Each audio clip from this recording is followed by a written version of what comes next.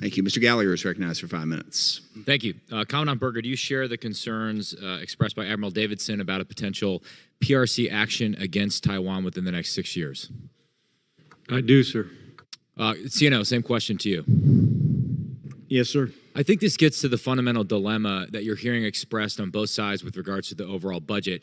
We seem to be punting a larger Navy into the future on a 2045 timeline when really we need to be planning around a 2025 timeline, and we need to be resourcing it accordingly. And that's, to the extent you're hearing frustration, I think that is a frustration, or at least I don't speak for other members, that's a frustration and sense of urgency I feel. There may be small ways we can start to get at it as we haggle over the bigger budgetary picture.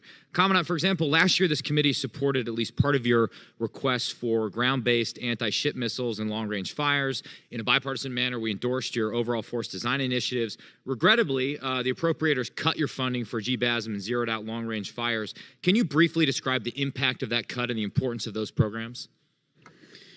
It reduced what we'll have in the field in 2023. It'll delay the fielding of the capability. It's a proven technology.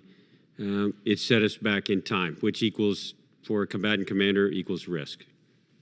And then a bit more of a niche program. You also identified artificial intelligence-enabled force protection as a capability for prioritized investment in your most recent force design guidance.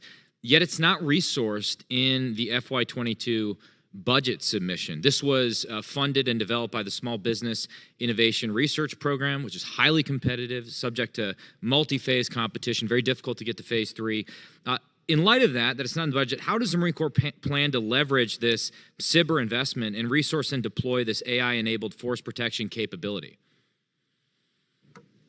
At our bases and stations, in my opinion, and I'm very familiar with the technology, it can actually reduce the number of military, police, security, civilian security that we hire right now.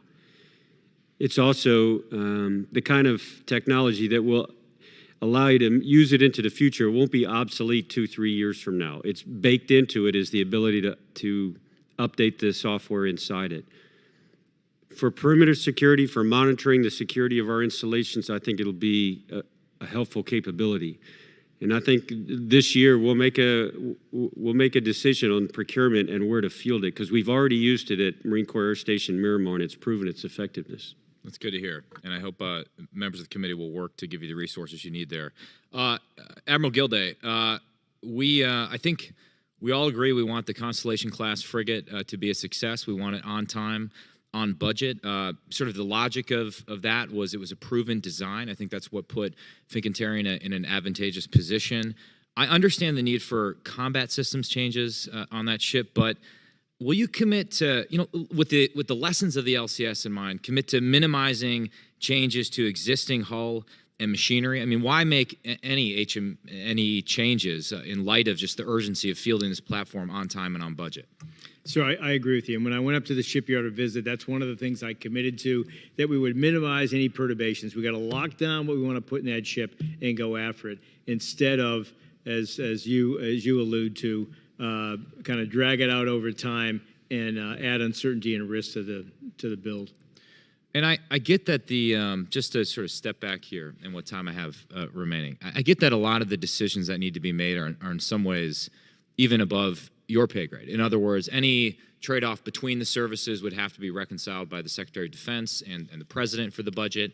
Their overall trade-off between non-defense discretionary spending versus defense spending is certainly something that only the White House can resolve. But given that the commitment to a 355-ship Navy is a statutory commitment, I mean, what top line would you need in order to advance towards that objective more expeditiously? Yes, sir. The shipbuilding plan that we submitted last year was predicated on 4.1% growth to get us to 355 in 10 years. And so that was, to Mr. Courtney's point, a clear set of headlights, not only for the Congress, but for industry. When EB puts millions of dollars into infrastructure because they're counting on building that Columbia for the next 15 years, that's the kind of predictability and predictability that we really need. Well, I support the 10-year time horizon as unrealistic as some may suggest, and just in light of these warnings about something happening within the next 5 or 6 years, I think we all need to act with a greater sense of urgency. Thank you. Mr. Golden is recognized for 5 minutes.